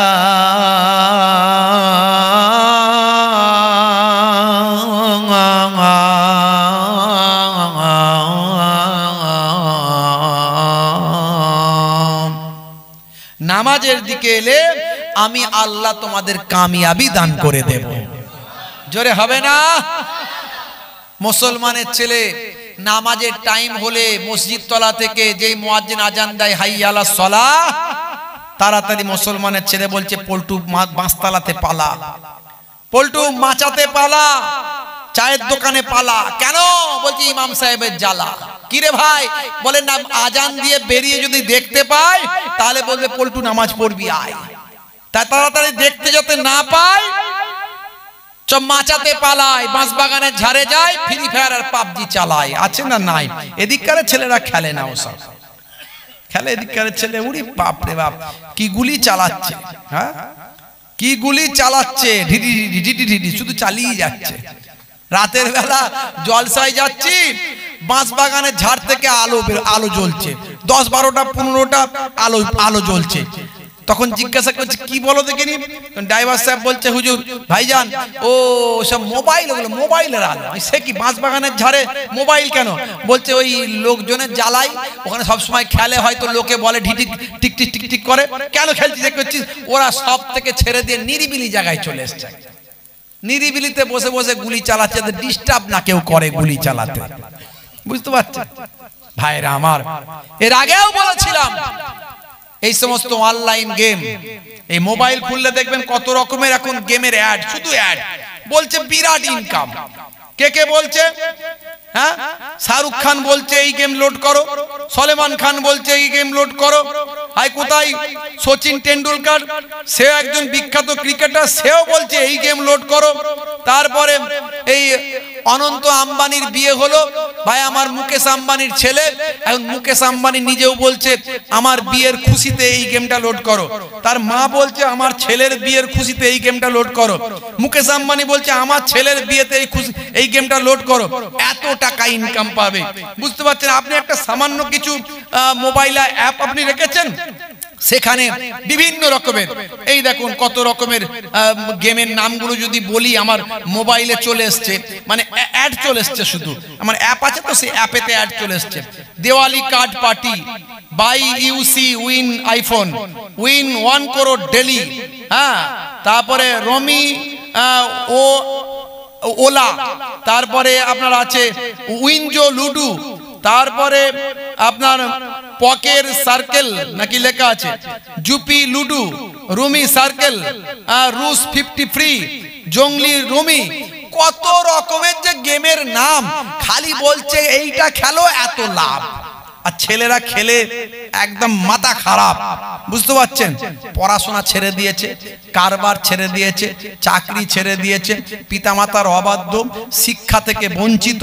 ভাই আমার, গুরুজনদের কথা শোনে না, মাথা সব সময় খারাপ, মোবাইলে লাভ হচ্ছে না, ব্রেন আউট, এদিকে ইন্টারনেটের পয়সা লাগবে, বাপের পকেটমারি করছে, মাথা সব সময় গরম হয়ে আছে, হাই পিকআপে চলছে, বুঝতে পারছেন? লাইফ শেষ। এই কোম্পানিগুলো ছেলেদের লাইফে পাইপ দিয়ে দিচ্ছে, কিন্তু আমরা বুঝতে পারছি না।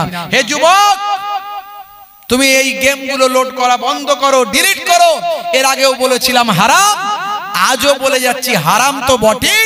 যারা এই অনলাইন গেমগুলো খেলবে, হে মুসলমানের ছেলে, আল্লাহর কোরআন অনুযায়ী সব এক একটা শয়তানের ভাইতে পরিণত হবে। কোরআন মাজিদ আল্লাহর কালাম বলে দিয়েছে, ইন্নাল মুবাযযিরিনা কানু ইখওয়ানাশ শায়াতিন, অপচয় নষ্টকারী, অপচয় খরচাকারী শয়তানের ভাই। মোবাইলের টাওয়ার খরচা, মোবাইলের ব্যাটারি খরচা, মোবাইলের ভাই আমার ইন্টারনেট খরচা, সময় খরচা, বুদ্ধি খরচা, পয়সা খরচা, যত রকমের অপচয় করছে। এই অপচয় করার জন্য ছেলেরা সব শয়তানের ভাইয়ে পরিণত হচ্ছে। আমি আজ বলে দিয়ে যাই, যদি শয়তানের ভাইয়ের খাতা থেকে নামটা কাটাতে চাও, তাহলে মোবাইলে অনলাইন গেমগুলো ডিলিট করে দাও। বলে শরীর চর্চা একটু করো, ব্যায়াম করো, জিম করো, হ্যাঁ ব্যায়াম করো, জিম করো, প্রয়োজনে একটু ক্রিকেট খেলো, হ্যাঁ এক্সারসাইজ করো, শরীরকে তাগড়া রাখো, শরীরকে সতেজ রাখো। এর জন্য শরীর চর্চা করে এই সমস্ত গেমগুলো খেলো, এই সমস্ত খেলাগুলো খেলো, ঠিক আছে। কিন্তু অইসলামিক খেলা এবং এই সমস্ত অনলাইন গেমগুলো একেবারে ডাইরেক্ট হারাম বলে প্রমাণিত হয়। বাপেরা আমার, তরুণ যুবকেরা আমার, নামাজের সময় হলে নামাজে চলে যাবেন। নামাজ পড়তে মাত্র 12 মিনিট সময় লাগে। এই 12 মিনিট 15 মিনিট যদি সময় দেন, হে তরুণ যুবকেরা, আমার আল্লাহ আপনার কারবারটাই সাকসেস করে দেবেন। আমার আল্লাহ আপনার শিক্ষা চাকরিতে সাকসেস করে দেবেন, আপনার ইনকামে সাকসেস করবেন, আপনার ব্যবসা বাণিজ্যে সাকসেস করবেন, আপনাকে সমাজের বুকে সম্মানের ব্যক্তিতে পরিণত করবেন। আল্লাহর কাছে যে দোয়া চাইবেন নামাজের ওসিলায় আমার আল্লাহ কবুল করে নেবেন। মান আকামাহা ফাকাদ আকামাদ্দিন, যে নামাজকে কায়েম করল সে দ্বীনকে কায়েম করল। ওমান তারাকাহা ফাকাদ হাদামাদ্দিন, যে নামাজকে ত্যাগ করে দিল সে আল্লাহর দ্বীনকে ধ্বংস করল। হে মুসলমানের ছেলে, তুমি যদি নামাজ ছেড়ে দাও, পরক্ষণে তুমি কিন্তু আল্লাহর দ্বীনকে ধ্বংস করছো। নামাজ তোমাকে ভালো কাজের দিকে ধাবিত করবে। ওয়াক্ত যে হলো ওযু করো, মসজিদে চলো। ওয়াক্ত যে হলো ওযু করো, মসজিদে চলো। খোদার হুকুম পালন করো, নামাজটা পড়ো। ওয়াক্ত যে হলো ওযু করো, মসজিদে চলো। দিন রাতে 5 ওয়াক্ত নামাজ পড়লে পাবে ভাই জান্নাত। জোরে হবে না? জোরে হবে না? दिन राते 5 वक्त नामाज पढ़ले पाबे भाई जन्नात। वक्त जे हलो ओजू करो मस्जिदे चलो। जोरे हबे ना, जोरे हबे ना, बोलुन ना इंशाअल्लाह, बोलुन इंशाअल्लाह। फजरेर समय होले मस्जिदे जाओ तुमी चले। फजरेर समय होले मस्जिदे जाओ तुमी चले। থেকো না বিছানায় শুয়ে, খোদা দেন রহমত ঢেলে। জোরে হবে না? আর জোরে হবে না? আসরের ওয়াক্ত আসিলে অপচয় সময় না করে মসজিদে যাও তুমি চলে, আমল নামা ডান হাতে পাবে। আরো জোরে, আরো জোরে। মাগরিবের ওয়াক্ত আসিলে মসজিদে যাও তুমি চলে, কবরের আযাব থেকে মুক্তি প্রভু দেবে। ওয়াক্ত যে হলো ওযু করো মসজিদে চলো, খোদার হুকুম পালন করো নামাজটা পড়ো। ওয়াক্ত যে হলো ওযু করো মসজিদে চলো, দিন রাতে 5 ওয়াক্ত নামাজ পড়লে পাবে ভাই জান্নাত। জোরে হবে না? আর জোরে হবে না? ভাইরা আমার, তরুণ যুবকেরা আমার, শুধু নামাজের কথা এখানে বললাম তা নয়, নামাজের সঙ্গে সঙ্গে যত আমলগুলো আছে, ইবাদতগুলো আছে, আমাদের সব করতে হবে। কিন্তু নামাজ হলো সবচেয়ে বড় ইবাদত। নামাজ সামনে আপনার চলে এলে অটোমেটিক সবগুলো চলে যাবে। তাই আল্লাহ কোরআন মাজিদ বলেছেন, কোরআন মাজিদে আল্লাহ বলছেন ইন্নাস সালাতা তানহা আনিল ফাহশাই ওয়াল মুনকার, নিশ্চয় নামাজ তোমাকে অশ্লীলতা অন্যায় থেকে দূরে সরিয়ে দেবে। বুঝতে পারছেন ভাইরা আমার, তরুণ যুবকেরা আমার, মুরব্বিয়ানেরা আমার, আখিরি জামানা, অনেক ঘাত প্রতিঘাত আমাদের উপর দিয়ে যাবে। ফেসবুকে একটা ছবি ভাইরাল হয়েছে, দেখবেন দাড়িওয়ালা টুপিওয়ালা একজন ব্যক্তি এই ঝড়েতে দেখাচ্ছে তার দাড়িটা উড়ে চলে যাচ্ছে। বুঝতে পারছেন, সামনে একটা মদের বোতল দিয়ে দিয়েছে। হ্যাঁ, পরবর্তীতে দেখা যাচ্ছে, আমরা সব প্রতিবাদ করেছিলাম, পরবর্তীতে দেখা যাচ্ছে বলছে ওটা হলো ফেক আইডি। ফেক তো ফেক আইডি এতদিন কোথায় ছিল? সব তো তোমারই পোস্ট, সেখানে তুমি বলনি কেন কিছু? কথা ঠিক না? যাই হোক, তো এইরকম চক্রান্ত চলছে। নামাজি দাড়িওয়ালা মানুষদেরকে খারাপ প্রতিপন্ন করার জন্য চক্রান্ত চালিয়ে যাচ্ছে। কেউ আমাদের আপন নয়। বুঝতে পারছেন? কি করতে হবে? আমাদেরকে শিক্ষিত হতে হবে, এডুকেটেড হতে হবে। এডুকেটেড হলে, আমরা শিক্ষিত হলে অন্যায়ের বিরুদ্ধে আমরা লড়াই করতে পারবো সাংবিধানিক শক্তি নিয়ে, গণতান্ত্রিক শক্তি নিয়ে। হই হুল্লোড় করে রাস্তায় গিয়ে হম্বি তম্বি করে এই টায়ার জ্বালিয়ে এইভাবে কোনোদিন কিছু হয় না। এইভাবে কোনোদিন সফলতা আসে না। ঐক্যবদ্ধ, শৃঙ্খলাবদ্ধ ভাই আমার, তা বলে কি রাস্তায় নেমে আন্দোলন হবে না? নিশ্চয় হবে। সেটা গণতন্ত্রকে প্রাধান্য দিয়ে, সংবিধানকে মান্যতা দিয়ে, তার একটা সময়কাল, স্থানকাল, পাত্র আছে সেই বিশেষ। তার আগে যেখানে কলম দিয়ে প্রতিবাদ করলে হয় কলম দিয়ে করো, যেখানে ফেসবুক দিয়ে প্রতিবাদ করলে হয় শালীন ভাষা দিয়ে ফেসবুকে প্রতিবাদ করো। এইভাবে যখন আমরা অন্যায়ের বিরুদ্ধে জেগে থাকবো সব সময়, আমরা ঘুমিয়ে গেলে তারা আমাদেরকে আরো ঘুম পাড়িয়ে দেবে। কিন্তু আমাদেরকে জেগে থাকতে হবে, কারণ আমাদের হয়ে কথা বলার কেউ নাই। নিজেদের কথা নিজেদেরকে বলতে হবে, নিজেদের লড়াই নিজেদেরকে লড়তে হবে। অবশ্যই সংবিধানকে মান্যতা দিয়ে লড়াই করতে হবে। মাশাআল্লাহ, প্রতিবাদ যখন শুরু হয়েছে আজকে, এই ঝড়ের পরেই আজকের খবর, যারা সোশ্যাল মিডিয়া দেখে তারা জানে। ভাই আমার, ফেক আইডি হোক আর যাই হোক, তারপরেই দেখা গেল 18 ঘন্টা 20 ঘন্টা যেতে না যেতেই ওই আইডি থেকে অটোমেটিক ওই পোস্টটাকে সে ডিলিট করে দিয়েছে। হাজার হাজার শেয়ার হয়ে গিয়েছিল, হাজার হাজার ভিউ হয়ে গিয়েছিল, লক্ষ লক্ষ মানুষের কাছে পৌঁছে গিয়েছিল। সে ডিলিট করতে বাধ্য হয়েছে, কারণ মুসলমান अभी भी सोया हुआ नहीं है, मुसलमानों को तुम लोग जगा दिया, हम लोग जाग चुके अल्हम्दुलिल्लाह। আমরা জেগে গেছি, তাই আমরা সঙ্গে সঙ্গে প্রতিবাদ শুরু করেছি। আলহামদুলিল্লাহ, সে ডিলিট করতে বাধ্য হয়েছে।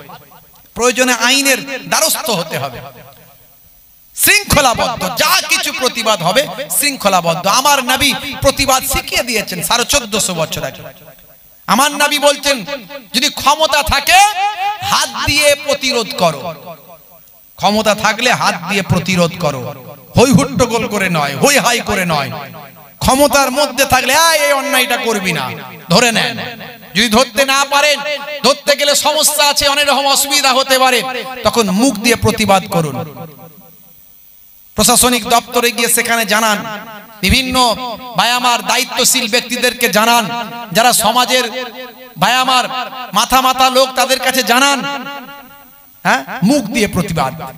যদি না সেটাও করা সম্ভব হয়নি, একটা এমন সময় এলো তখন সেখান থেকে ঘৃণা জানুন, অন্তর থেকে ঘৃণা করে সরে যান। প্রতিবাদের মাধ্যম আমার নবী শিখিয়ে দিয়েছে।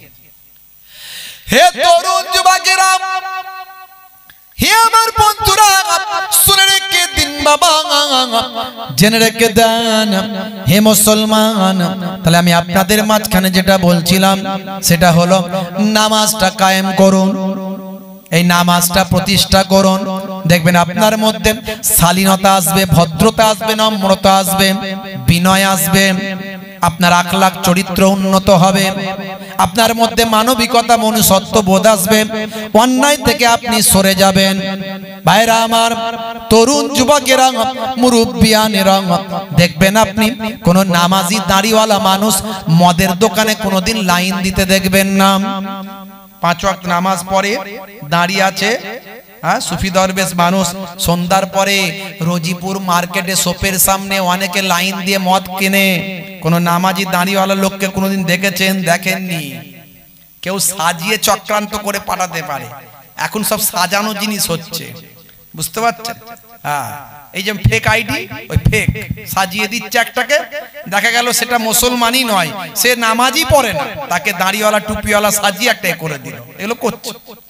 ভাইরা আমার, সমাজের বুকে এক শ্রেণীর সাম্প্রদায়িকতাকে কাজে লাগিয়ে ভোটের রাজনীতি করছে কিছু মানুষ। তাদের থেকে দূরে থাকতে হবে, সাবধান থাকতে হবে, সচেতন থাকতে হবে, চোখ কান খোলা রাখতে হবে। হুই কথাতেই হই হুল্লোড় করলে হবে না, তারা ফাঁদ পেতে রাখে, সেই ফাঁদে পা দিলে হবে না। তারা চক্রান্ত তৈরি করার চেষ্টা করে। আমাদেরকে সমাজের শিক্ষিত মানুষদের কথা মেনে চলতে হবে, নেতৃত্ব স্থানীয় ব্যক্তিদের মান্যতা দিতে হবে। হে তরুণ যুবকেরা, মুরব্বিয়ানেরা, বন্ধুরা, এর জন্য প্রত্যেককে শিক্ষিত হতে হবে, এডুকেটেড হতে হবে। ভাইরা আমার, তার সঙ্গে সঙ্গে আপনাকে আমাকে যেমন বাস্তব শিক্ষা, দুনিয়াবি শিক্ষা, মডার্ন এডুকেশন, এর সঙ্গে সঙ্গে নীতি নৈতিকতার শিক্ষা। এই নীতি নৈতিকতার শিক্ষা কোরআনে আছে, হাদিসে আছে, ভাই আমার ইসলামের মধ্যে আছে। এবার একটু ছোটবেলায় বাচ্চাদেরকে তাই ইমাম সাহেবের কাছে পাঠাতে হবে, মাদ্রাসায় পাঠাতে হবে। ছোট্টবেলায় বাপের সম্মানের কথা জানবে, মায়ের সম্মানের কথা জানবে, বুঝতে পারছেন? পিতামাতার পায়ের তলায় সন্তানের জান্নাত, এ শিক্ষা যদি ছোটবেলায় পায়, তবেই তো সে বুড়ো বয়সে বাপকে দেখবে, বাপের জন্য খেদমত করবে, বাপের চিকিৎসার ব্যবস্থা করবে। আর যদি বাপকে মনে করেন যে আমার বাপ বুড়ো হয়ে গেছে, আজ কোনো কাজের নয়, এটা আমার জন্য বোঝা, তখন ছেলে চিন্তা করবে কবে বাপ বিদায় নেবে, বাপ যাবে, ঘরটা খালি হবে। কথা ঠিক না ভুল?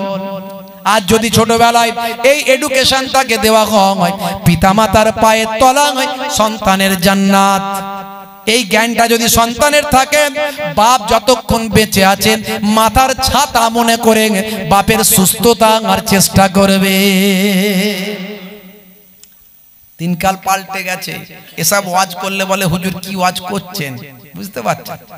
হ্যাঁ, সালে কো মিলে গোস্ত রুটি, বাপ কো না মিলে সুখা। সালা যখন আসে বৌমা তখন হাসে, সালাকে খাওয়াক, পেট ভরে খাওয়াক, আমি মোহেবুল্লাহ হুসাইনি, আমার কোনো অসুবিধা নাই। কিন্তু বাবা পাশে বুড়ো শ্বশুর শাশুড়ি বসে আছেন, তার দিকে দুটো হাইব্রিড রসগোল্লা কেন যায় নাই? প্রশ্ন আমার এখানে। হে তরুণ যুবকেরা, ইসলাম বলেছে, রাসূল জানিয়ে দিয়েছে পিতামাতার সেবার কথা, পাড়া প্রতিবেশীর হক না হক আদায় করার কথা, ছোটদের স্নেহ করার কথা, বড়দের সম্মান করার কথা। রাস্তা দিয়ে যাচ্ছেন, পেরে কাঁচ ভাঙা পাথর পড়ে আছে, সরিয়ে দেওয়ার কথা। নবী আমার জানিয়ে দিয়েছেন অমুসলিম ভাইদের সঙ্গে মিষ্টি পোলাইট ব্যবহার করার কথা। নিজের জবানকে লাগাম দেওয়ার কথা, অশ্লীল ভাষা, খারাপ কথা থেকে মুখকে নাপাক না করে পবিত্র রাখার কথা। ঘুমাতে যাবেন যখন ডান দিকে কাত হয়ে ঘুমানোর কথা। নবী বলেছেন বসে পানি পান করার কথা। পেটটাকে 3টে ভাগে ভাগ করে খাওয়ার কথা। ঘর থেকে যখন বেরোবেন তখন তাওয়াক্কালতু আলাল্লাহ, আল্লাহর উপর ভরসা রেখে তালাটা মারার কথা। ঘরে যখন ঢুকবেন বিসমিল্লাহ বলে তালাটা খুলবেন, আল্লাহর নাম নিয়ে খোলার কথা।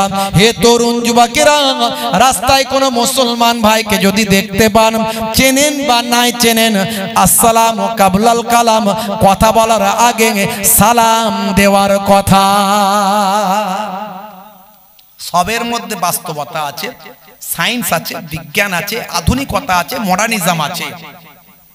আমি এগুলো এক একটা করে বলেছি, আজ বলবো না, সময় নাই। ইসলাম যা শিখিয়েছে আপনি একটু গবেষণা করে দেখুন। ওযু, নামাজ, স্বাস্থ্য বিশেষজ্ঞরা বলছে নামাজের থেকে ভালো ব্যায়াম আর কি হতে পারে। কোমরের ব্যায়াম, হাঁটুর ব্যায়াম, চোখের ব্যায়াম, ইভেন চোখের ব্যায়াম, চোখেরও তো একটা ব্যায়াম আছে। আপনি যখন দাঁড়িয়ে আছেন আপনার চোখটা একটা বিন্দুতে, সিজদার জায়গায়। একটু ভাবুন তো, কল্পনা করুন, যখন সিজদায় যাচ্ছেন নাকের ডগায়, ভাবুন তো, যখন সালাম ফেরাচ্ছেন কাঁধে, চোখ কিন্তু কাজ করছে, আপনি চোখকে অটোমেটিক কাজ করাচ্ছেন।